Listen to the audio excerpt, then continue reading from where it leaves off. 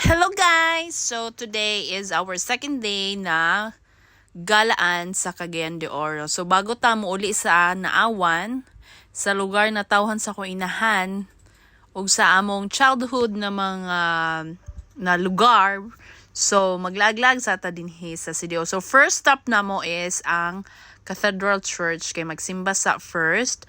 And then pag human og simba, then mo adto dayon sa Centrio kay maggrocery sa before mo adto sa Naawan. Naawan Misamis Oriental. And then after that, mag-lunch sa dayon me before me manglarga.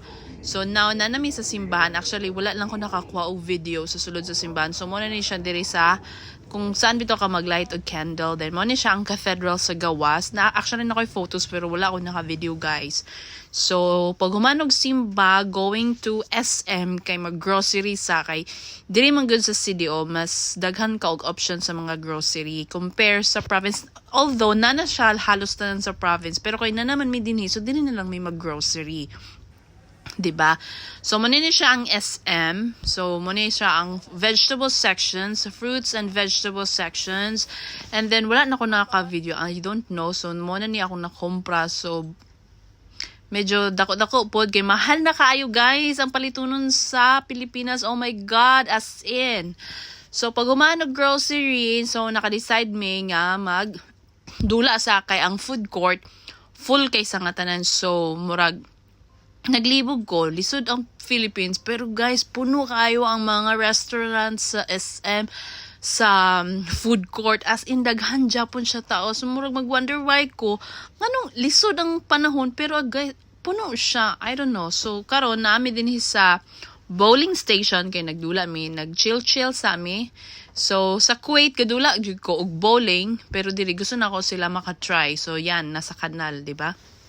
Gusto na ko sila makatry nga mag-bowling po diri sa CDO. So, gidalan na ko sila. And then si JR, akong brother, this is his first time na magdula siya og bowling. So, na-amaze kay siya. So, first try niya, nandun lahat sa kanal, be. Nandun lahat sa kanal, nagpuntahan, di ba? So, okay lang. And then, sige lang katawa silang, akong mga audience din niya si Father og si Feli. So, okay ra.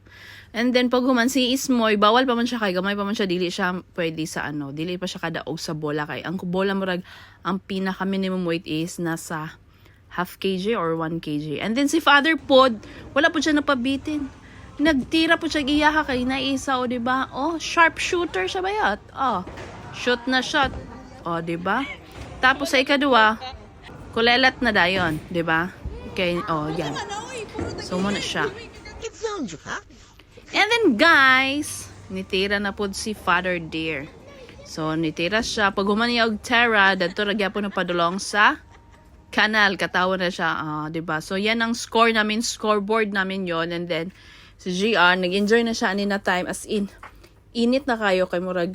Gipaspasan naman ni gagarash po mi sa time, diba? Kay hello, mga on pa din, mamauli pa. Nara mo good mi karon sa condo nagstay. And then this is our second day na sa CDO. So si Ismoy lang ga-assist lang na siya dira pero gusto na gyud siya mo tira pero sabi ko sa kanya, wag dong kay basig pag bitbit mo sa bola, basig maipit ang imong feet, basig mabundak nimo ang bola, my God.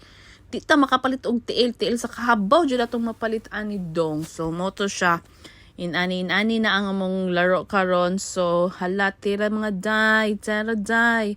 O diba, tsada kay sa pinakauna kay na-slide siya pero ang ending dito sa canal. Sa canal siya straight, nagpadulong. So, moto si Feli, na siya dira, lakaw lang siya sa video lang siya, siya nga, ko sa'yo would you like to try? Sabi niya, dili daw siya. So, going back sa condo na kay nagkuha na namo ang mga gamit, kay na may sakyan na naghulat na sa mga kay, nag-pick up sa mua, and then, nagsuroy lang ko diri sa ilang pool area kay pag every morning gusto man lang ko maligo pero di ko kaligo kay I don't know murag kapoy kisang nga tanan murag lami pa kay mahigda-higda. So si Feli gitanaw-tanaw siya unsa man mopalit ka din o gondo unsa man. Unsay plano nimo? Tanaw-tanaw man ka. So na nami sa taxi so nag-grant lang mi og taxi going to Naawan, Misamis Oriental. And then, first time po na ako makitaan ang new house.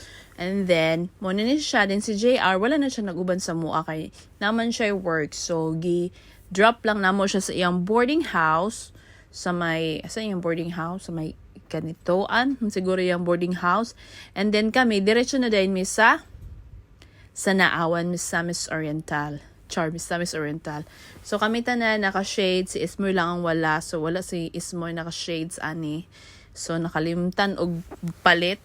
So, next time na lang ka Ismoy, maginana Ismoy. Next vacation, Ismoy. Okay, Ismoy?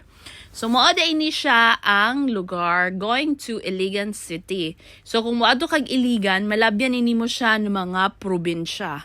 Like El Salvador City, Lagindingan, kung saan ang airport, Inita kung saan yung forest bitaw.